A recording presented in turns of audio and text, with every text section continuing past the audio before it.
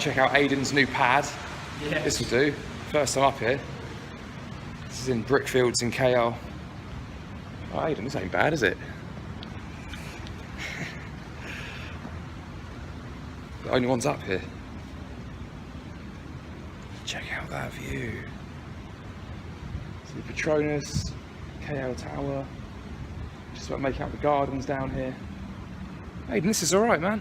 It's not bad, eh? Yeah. I'm actually still equalising my ears after climbing such altitude. Epic lift journey. Epic lift journey. 55. Absolutely. We're in there for about 5 minutes. Yeah, so we have 2 more flights of stairs to climb to the gym. There's more? Yeah, Okay. altitude training, huh?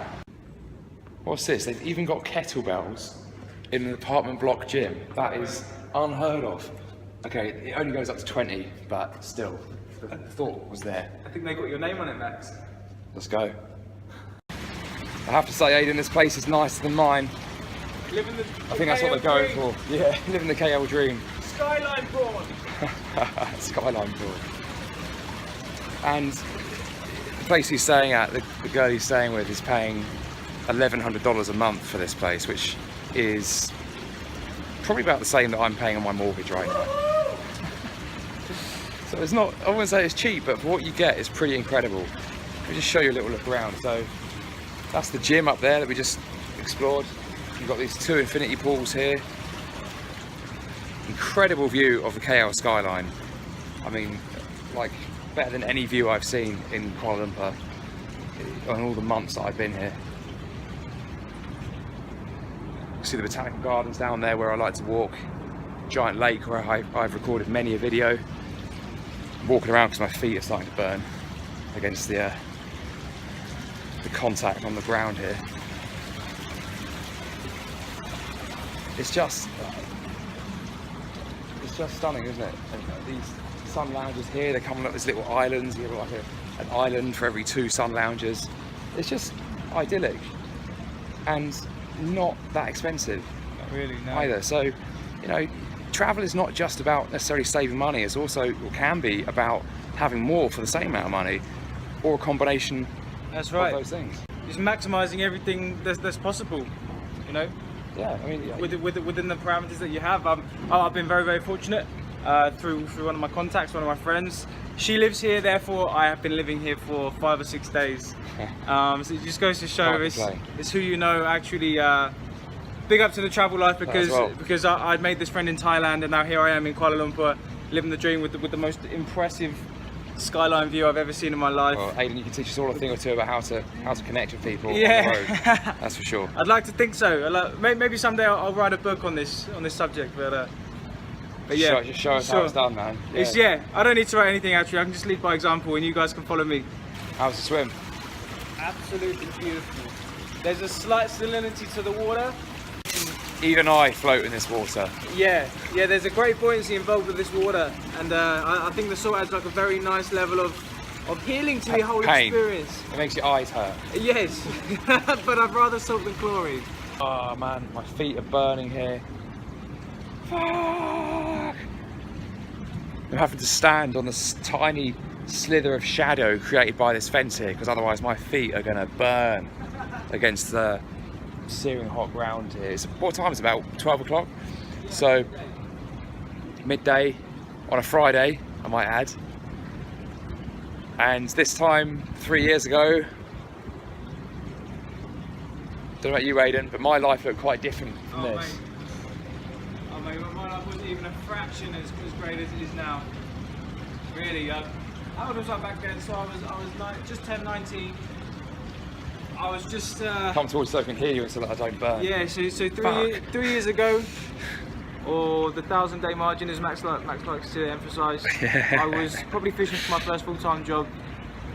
Actually, I was in a job. I was working a job that I didn't really want to work, and I was trying to figure out how I could travel long term and see the world, and how I could regain control of my time, and how I could once again drive destiny with my heart, and how I could just be where I wanted to be in the world. And here I am in Kuala Lumpur. I think it's fortunate in a lot of ways that you got into that whole way of thinking quite early. You thought ahead. A lot of people have to go through a lot of pain first. Yeah. like me. Yeah. You know, I 6 or 7 years in the corporate world, Yeah. much of which I wasn't even exposed to any alternative ways of doing things, Yeah. and I just didn't know. And that 6, 7 years, that's a long time for habits to develop, for conditioning to take hold, and Yeah. it takes years again to shake That's those right, those that's patterns off sometimes. So, That's right, and you yeah. managed to I mean- divert that whole I mean, the whole yeah. trap. I mean, my awareness of what life really is all about, fundamentally, it came very, very young within my upbringing, and I realised all these things I could see people doing around me. You know, just by observing, just by watching others. I realised that they were often living lives that were just untrue to their true self, just through all the things they were exhibiting, you know, through their behaviours and their activities and their responsibilities and their commitments that they created for themselves, and they're just not making the most of every moment, you know, just completely so far away from the fact that this moment is everything that they have in life, and that tomorrow is still not guaranteed. You know, as humans, we forget our mortality. And that really Yeah. shines forward, and it's quite prominent. I think a general dissatisfaction with life amongst a lot of people is unfortunately just patently evident. Like, it's in your face. I mean, you know, do a search for Google search for Monday motivation, and you'll see a swathe of people, guys in suits, walking down London Bridge, a crowd of faces, every single one of which looks miserable. Yes. Yeah. I compare my journey to the migration of birds, to the migration of the bees and the wolves and the bears and the foxes. It's nice. Animals migrate, you know, and they migrate towards a goal. They migrate towards water, or they migrate to a breeding area. My journey, the reason I'm here right now is because I took control and I decided to move. I decided to migrate as a human. I realised that being fixed in any one location, within any one fixture, running around for other people, spending my time in an untrue way, it just wasn't sacred, and I just wanted to make sure that I never ever became complacent with this moment in my life ever again. Well, at least you were one of the lucky ones that you had that awareness early on. Yeah. And the swathes of people who seem unhappy in their work, we can't for sure say, you know, we certainly can't judge them and say, oh, these people obviously aren't happy, because it's a lot of it is it's social normalisation. You know, that, Yeah. oh, I'm walking to work right now, I better put on my poker face, I'm on the London Underground. Exactly. It's And normal. there's a huge naivety in that, because of course when you frown, how do you feel, right? You know, if you adopt that behaviour, motion creates emotion. Yeah. And so whilst we can't say, oh, these people are unhappy, we probably can make some supposition around their physiology at that moment, you know, and say, well, if Yeah. you're going to put a narky face in cause or effect, you know, you're probably not in the best frame of mind. It's not to say they're not happy overall, it's not to say they don't like their work, but one thing is for sure, there are a lot of people out there who are dissatisfied Yes. with that way of working. We can Exactly. absolutely say that, hands down, it's a fact, and also hands down, there's a fact, there are other ways of doing things, and often it just comes down to being forward-thinking like Aidan, free-thinking like Aidan, or having to let inspiration strike you, like in my case, and open your eyes and minds to what other people are Yeah. actually doing, and then cross-ref that against your own aptitude and ability to do it, because we all have the ability to do it. It's really not that rocket science. Exactly. It is just often a matter of making the right choices and simply just going out and looking at what's possible. Yeah. You don't need to do any weird blue sky thinking or anything, you just need to simply go out there and look at it. And, But for me, fundamentally, it's about justifying what you're doing. Justify why you're doing it. Know why you're doing it. That's right, my man. Because when you're running this routine without an end goal in mind, man, it's hard. You know, it's really hard. Well, what am Yeah. I doing this for? You know. Yeah. But just justify why you do this. I justified my efforts in the 6 months of my travel through Asia. I'd just like to add there, I think there's broadly speaking, a 3-step process, and I've maybe made this sound really trivial because these aren't really steps, these are sort of gigantic arenas of discovery, but in principle it's like this: first, know who you are; secondly, know what it is you want; and thirdly, know how it is that you can get it. And the problem often is that we actually try and do that in reverse. So, oh, this kid's good at maths, let's gently / strongly encourage him to become an accountant. Yeah. Yeah. Okay, but so you know how to get something, but you don't know what it is you want. You don't know what it is you want because he doesn't know who he is. Exactly.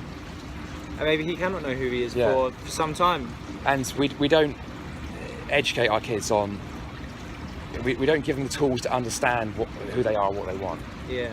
And there are some young people who have that as an innate characteristic more than others.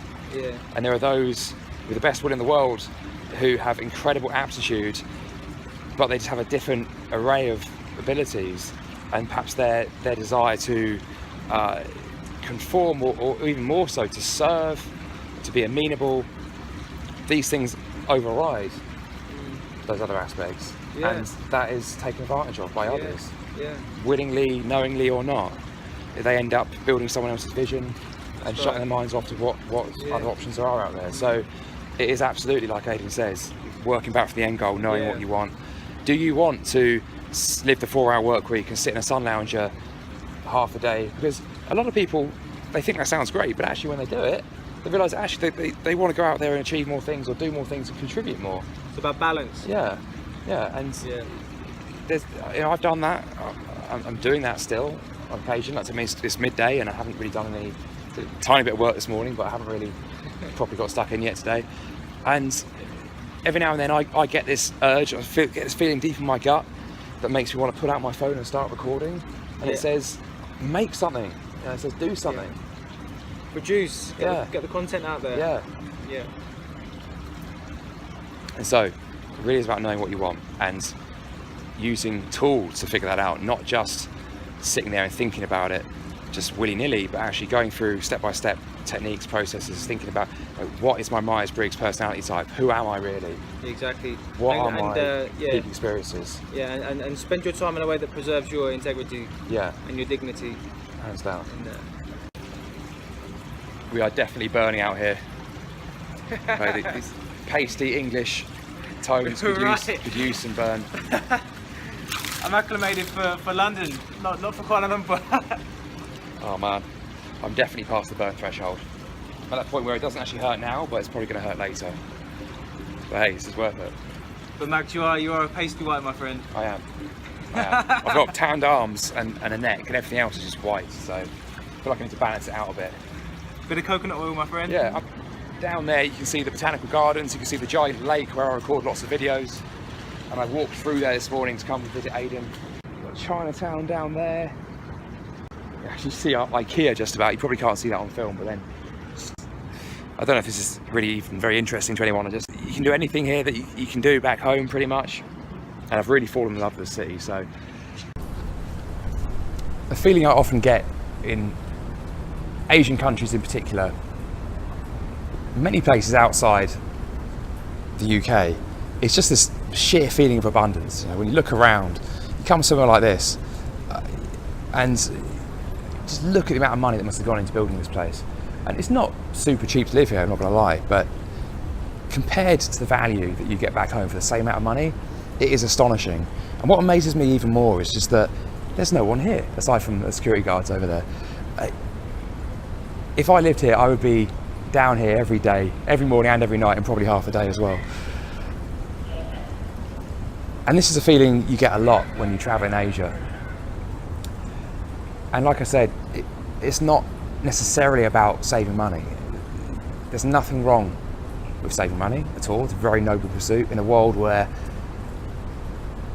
marketers are always trying to get us to buy stuff we don't really need inherent to our well-being, often coming from a position of creating pain from not having it, leveraging the forces of status and shame, desire for status, the recoil from shame and pain.